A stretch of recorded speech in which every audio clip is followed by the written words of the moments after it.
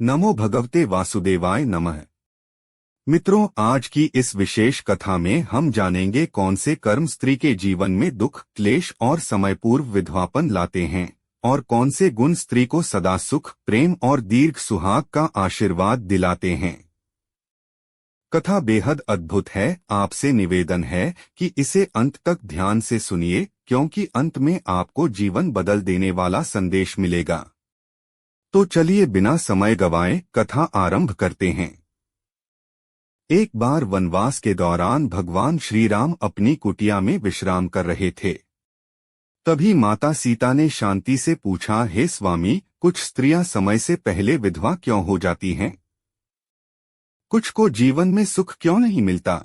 और कौन सी वस्तु है जो स्त्री को अपने पति को कभी नहीं देनी चाहिए? भगवान राम मुस्कुराए और बोले, देवी, ये प्रश्न अत्यंत गूढ़ हैं, परंतु मैं तुम्हें एक अद्भुत कथा के माध्यम से इनके उत्तर अवश्य दूंगा। कथा एक पवित्र स्त्री की परीक्षा। अयोध्या से दूर एक नगर में एक सेवक रहता था। उसकी पत्नी अत्यंत चरणशील, पवित्र और पतिव्रता थी। पति को अपनी पत्नी के चरित्र पर अटूट विश्वास था। उसकी पवित्रता की चर्चा पूरे नगर में फैल गई। यह बात धीरे धीरे राजा के दरबार तक पहुंची।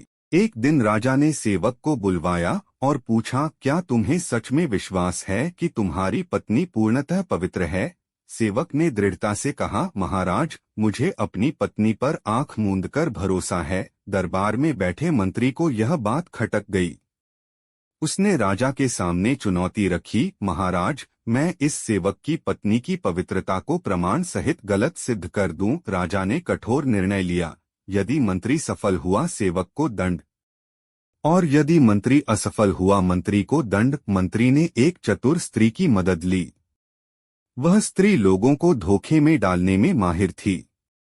मंत्री ने कहा, किसी भी तरह सेवक की पत्नी का विश्वास तोड़ दो, या कम से कम ऐसा सामान ले आओ जिसे देखकर सेवक को भ्रम हो जाए कि पत्नी शुद्ध नहीं रही। धन के लालच में वह स्त्री तैयार हो गई।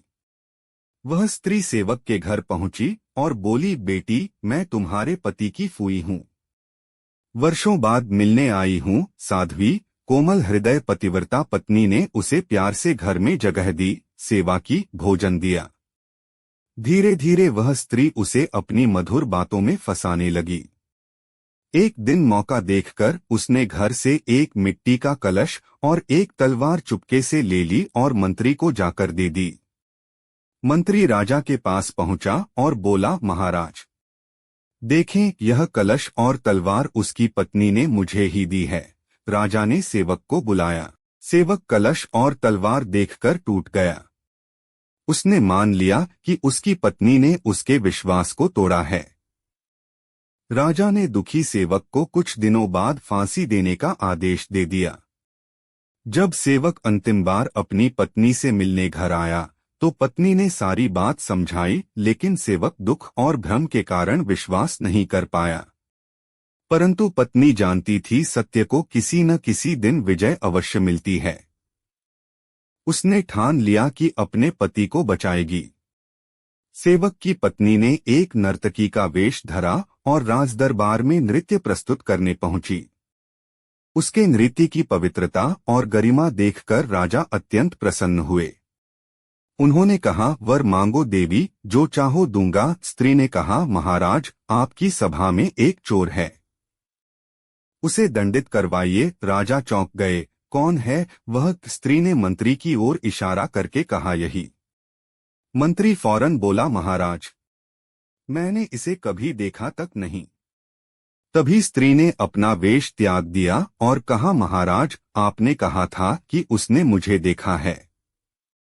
यदि देखा नहीं तो फिर वह मेरे घर का कलश और तलवार कैसे लाया? राजा स्तब्ध रह गए। उन्होंने जांच कराई। कपटी स्त्री को बुलाया गया। राजा के भय से उसने मंत्री की पूरी सच्चाई बता दी। राजा ने सेवक को मुक्त कर दिया और मंत्री को कड़ी सजा दी। भगवान राम द्वारा 3 उत्तर कथा समाप्त कर भगवान राम ने माता सीता से कहा, पहली बात, कौन सी स्त्री जल्दी विधवा हो जाती है? जो स्त्री हर समय अपने पति का नाम मुंह से लेती रहती है, उसे पति के आयुष्य का क्षय माना गया है। ऐसी स्त्री के जीवन में क्लेश और दुख बढ़ते हैं। इसलिए कहा गया है, पति का नाम आदर, सम्मान और संकेत से ही लेना चाहिए। दूसरी बात, कौन सी स्त्री को जीवन में सुख नहीं मिलता? जो स्त्री पति की अनुमति के बिना कहीं भी चली जाए, जिसे अपने आचरण की सीमा न हो, वह कभी सुखी नहीं रह सकती। सदाचार में ही स्त्री का सौभाग्य फलता है। तीसरी बात, ऐसी कौन सी वस्तु है जो पत्नी को पति को नहीं देनी चाहिए?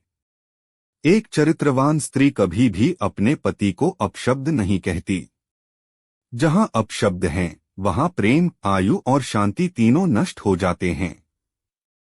भगवान राम बोले, देवी, पवित्र, संयमी, शालीन और सत्यनिष्ठ स्त्री के घर हमेशा लक्ष्मी का वास होता है। ऐसी स्त्री का घर स्वर्ग के समान सुखमय होता है। माता सीता संतुष्ट हुई और बोली, प्रभु, यह कथा संसार को मार्गदर्शन देगी। यदि आपको यह आध्यात्मिक कथा पसंद आई हो तो वीडियो को लाइक करें, चैनल सब्सक्राइब करें और कमेंट में अवश्य लिखें। जय श्री राम। धन्यवाद मित्रों।